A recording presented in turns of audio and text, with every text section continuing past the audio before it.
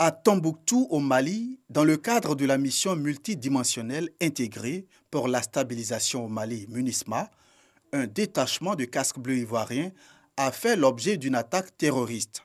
Bilan, 3 morts sur le champ. L'un des 4 blessés a succombé à ses blessures par la suite.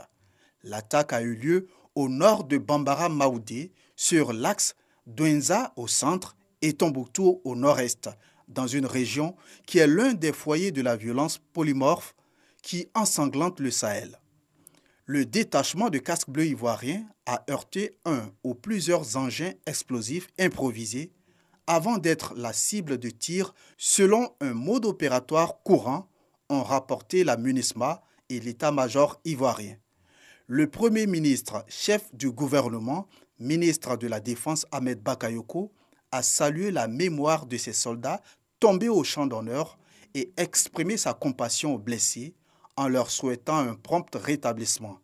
Ahmed Bakayoko a réaffirmé la détermination du gouvernement ivoirien à œuvrer dans le cadre de la MUNISMA à la restauration de la paix et de la stabilité au Mali. La MUNISMA, établie en 2013, a perdu plus de 230 de ses membres, dont plus de 130 dans des actes hostiles, selon des statistiques de l'ONU. C'est la mission la plus meurtrière pour les casques bleus dans le monde. C'est un décor devenu fréquent dans le quartier d'Okui-Olympe. Nous sommes dans la commune d'Abobo. Dame Oumou Ouattara réside ici. Elle y habite depuis le mois d'avril 2020. La septuagénaire n'a pourtant jamais vu de l'eau sortir de son robinet. Depuis que je suis arrivée en avril, il n'y a pas eu l'eau dans mon robinet. Mais je ne suis pas découragée. J'ai dit peut-être l'eau va venir.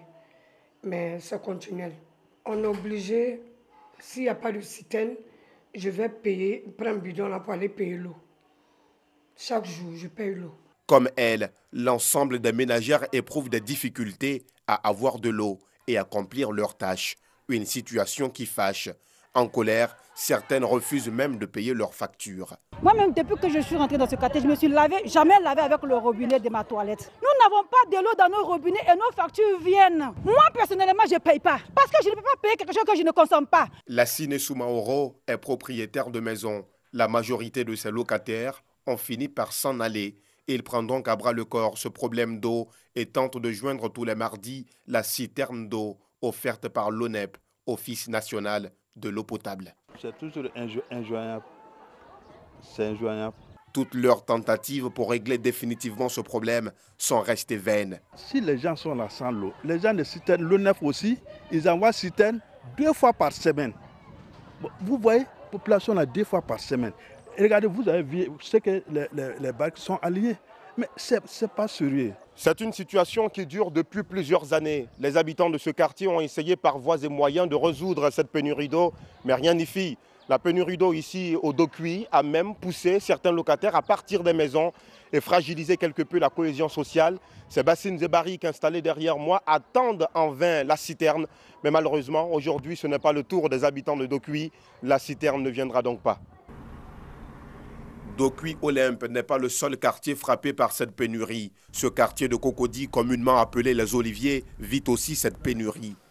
La raison, des travaux de bitumage des principales routes du quartier qui ont endommagé les installations d'eau potable.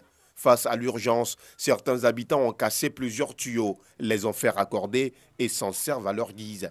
Comme ici, devant le centre de santé à base communautaire du quartier.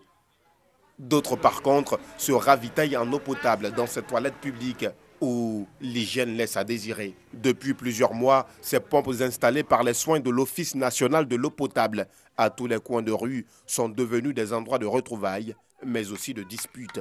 Je suis femme de métier, je me réveille à 3 h du matin et je viens faire rendre d'eau. Souvent, mais il n'y a pas là, on ne trouve pas l'eau. On s'est rendu compte que juste derrière nous, notre carrefour, il y a certains coups où il y a l'eau et nous, on n'a pas d'eau. Mais quand on s'est rendu, on dit non, qu'il y a des branchements parallèles qui leur donnent l'eau. Dans leur colère et face à la durée de la pénurie, les populations des 2 quartiers visités pointent du doigt la SODECI, Société de distribution d'eau de Côte d'Ivoire, et l'ONEP, Office national de l'eau potable. Justement, que fait l'ONEP pour remédier à cette pénurie? Quelles sont, au-delà des causes déjà évoquées, les autres raisons de cette absence d'eau? Pour en savoir davantage, nous convions les équipes de l'ONEP, de la SODECI et du ministère de l'Hydraulique à une visite de terrain.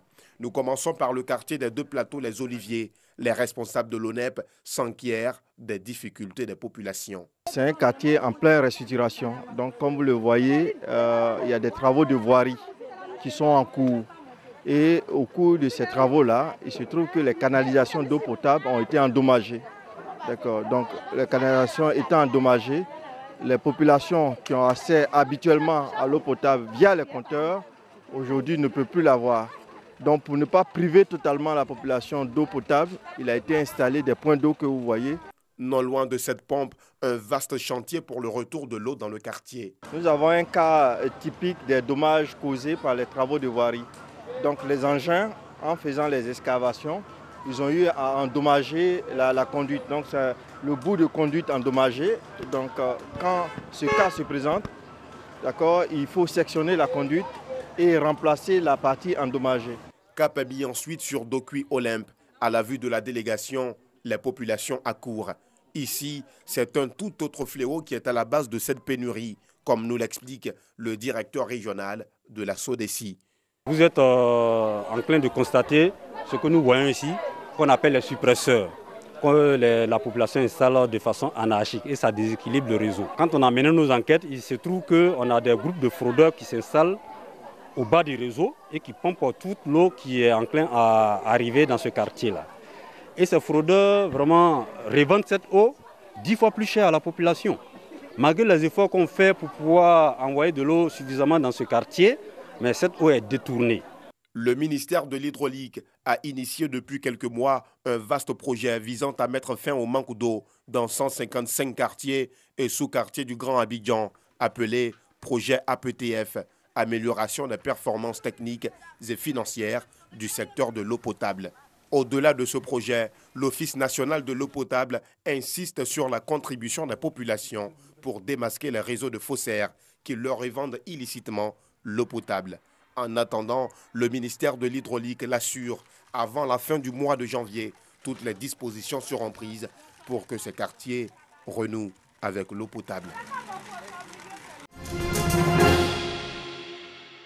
Après 2 jours de réflexion sur la question de la promotion de l'abandon des violences faites aux femmes, y compris les mutilations génitales féminines, imams et prédicateurs s'engagent. Convaincus qu'une interprétation appropriée et contextualisée des textes sacrés de l'islam et des prescriptions du prophète, paix et salut d'Allah sur lui, ne peut justifier ni soutenir une quelconque forme de violence faite aux femmes, nous nous engageons à nous approprier les dispositions prises par l'État et ses partenaires pour promouvoir l'abandon des mutilations génitales féminines en Côte d'Ivoire. Après les guides religieux, c'est aux femmes prédicatrices musulmanes de joindre leur voix à la lutte à travers des recommandations. Concevoir et produire des dépliants et boîtes à images comme support des prédications et des sensibilisations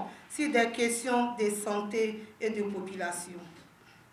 Organiser des séances d'information et de formation des guides religieux, prédicateurs et prédicatrices sur des questions de santé et de population. Cet atelier est une initiative de la Fondation AFSI People for Development et la Fondation Djigui, La Grande Espérance. Chaque participant, en retournant, devra déjà dans un premier temps restituer, n'est-ce pas, les conclusions de cet atelier. Et nous allons continuer de les accompagner sur cette voie-là pour que les conclusions de cet atelier, n'est-ce pas, ne restent pas dans les tiroirs. La Fondation Djigui, La Grande Espérance voudrait compter avec vous et sur vous afin de poursuivre les actions de plaidoyer au niveau communautaire et familial. Nous visons la tolérance zéro. Il faut qu'ensemble nous agissions maintenant et surtout avec détermination, avec courage et conviction. Une vision à laquelle adhèrent déjà ses responsables religieux. Au cours de cet atelier, on a compris beaucoup de choses. On nous a assez outillés nous donner plus d'arguments pour pouvoir convaincre les parents à abandonner ces activités néfastes.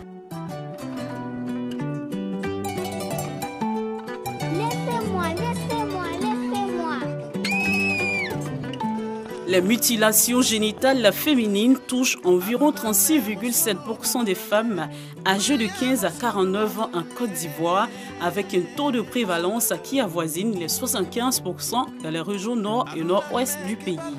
Les guides religieux musulmans sont désormais des volontaires pour la promotion de l'abandon de cette pratique aux multiples conséquences néfastes.